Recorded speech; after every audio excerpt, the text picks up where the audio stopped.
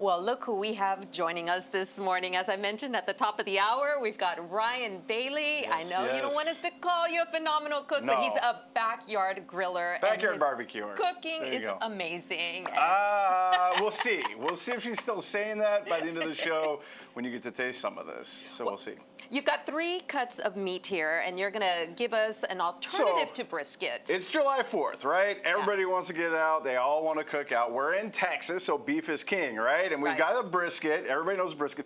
It's a kind of a smaller one. You know, we wanted to kind of showcase what you can do if you don't have that big smoker. You know, you think, I can't do brisket. Or the time. Or the time, exactly, because it is very time consuming. There's a reason Rodrigo was on the news last night, because I was at home doing all of this.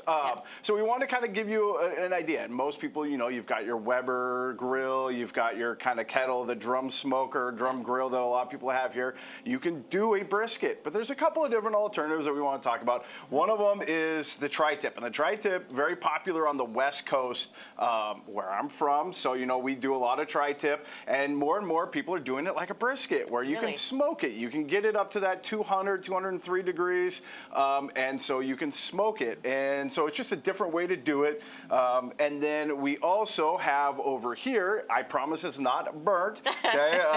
It's a chuck roast. So we also have a chuck roast, a little bit smaller. This one, again, a little bit on the smaller side. You can get bigger ones, but just gives you an alternative. All 3 of these, beef. Hopefully they're all going to taste the same for the most part. Hopefully all going to taste delicious. We'll find out a little bit later on when Mindy gets to try these. Oh, I'm dying to try each one of them. I know that you've already seasoned them, obviously, and you're going to tell us a little bit about what you put on each one of these, correct? Yeah, so off to the side, we've got some seasonings. You know, a lot of people, your pantry gets stocked with seasonings, right? And I brought a few of them. We've got like the Lowry's, Don Julio there. That one's actually out of Laredo, the second one in. We've got some of the other ones here. The Chupacabra, very popular here in South Texas. I actually just picked up this black, the hardcore and that's what you put on carnivore. This one. That's what we put on this one. Kind of gives it that really dark black look, right? And then this one right here, you know, we've got just the basic salt, pepper, garlic. That's kind of my own rub that we use there. So, so we just kind of do that. And then, as I told you, you were a little surprised. Sometimes to get the rub to stick, we'll use mustard as a binder. So one of these has mustard. We'll see if Mindy can taste and tell later on in the show which one had mustard, because a lot of people don't like mustard, but you can't really taste it usually. And why do you use mustard? Just to get, again, to get that seasoning to stick, to make sure that it holds on. You don't have to. A lot of people use olive oil, some use water, some, you know, the other 2 that I didn't use mustard on, they were just straight out of the packaging, and we didn't need it, but some people like to use it, and you know. And you're saying that the flavor, it doesn't change the flavor very much. I don't think it does, but again, time will tell.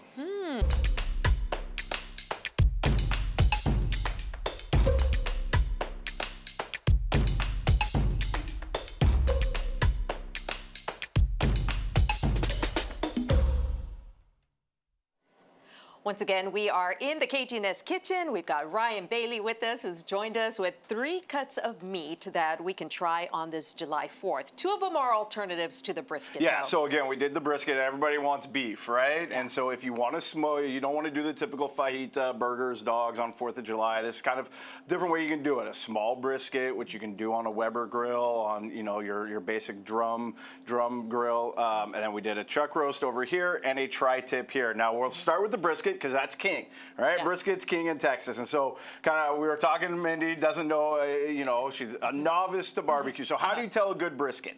Well, hopefully this is what happens. You can hold it up, a slice, and it'll bend all the way down, but it doesn't break under its own weight. That's kind of what you're looking for. That should mean that it's nice and tender and all that. The smoke ring, everybody loves a good smoke ring, right? It doesn't really add any flavor or anything. It's just kind of for presentation. The other thing is you want to do the tug test, and how does it pull? So you want it to kind of hold a little bit, but then just kind of break off in your fingers, kind of like that. So I hope this one's good.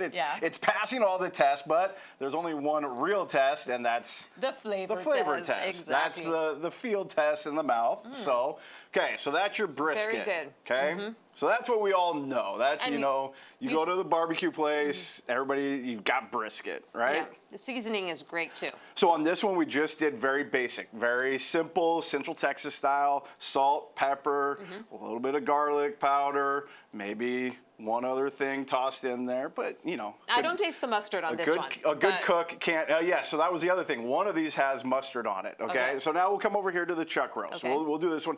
This one, a little bit smaller piece. We still get that nice, good smoke ring it has on it there. This one we did with the carnivore black and maybe mustard, maybe not. Who knows? Okay. We'll see. Okay, so we'll give Mindy a try here. You tell us what you think, and I'll kind of vamp while you're chewing and tasting. Yeah, so that's a little bit different, but it still has that beefy flavor, right? It does, and very smoky. Was that from the seasoning you put on it?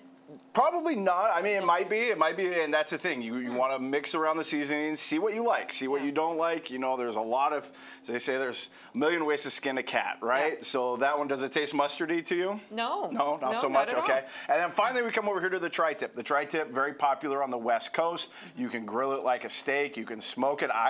Be honest with everybody at home, I'd never done it like a brisket until last night, so we'll see how it turns out. But this one has the same seasonings and maybe mustard, maybe not. We'll see if Mindy can tell. But it has the same salt, pepper, garlic, and everything as the brisket did. Okay, and it looks the same too.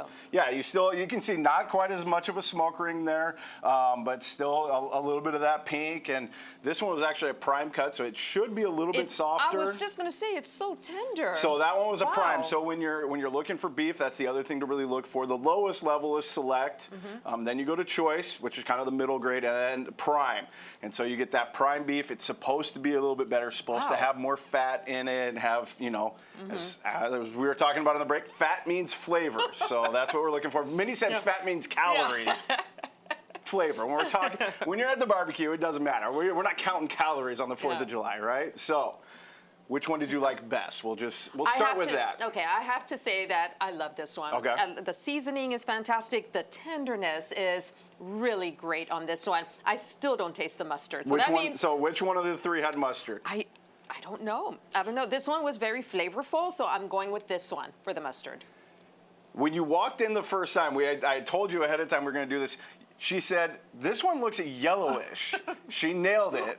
Didn't know, Really? but you couldn't taste it, I couldn't taste it. There was no taste on it. Yeah. And you asked which one would I say to do if you're the novice. Never done it before. Honestly, I would probably say try the tri-tip. It's different. It's not something that a lot of Texans use, that cut. It's becoming more and more popular, but it's very easy. Again, a much smaller. This is a very small brisket, and the tri-tip is about half, maybe a third of the size. It's going to cook a little bit quicker for you, but still give you all the delicious beefiness. And one last question, Ryan, before we toss, before we send it over to our break. But when we go into HEB or the meat market, are we just calling it a tri-tip? Is that the name of it? Yeah, exactly. You're going to go in, you're going to ask for a tri-tip, HEB Plus. I got this one at the one on Del Mar.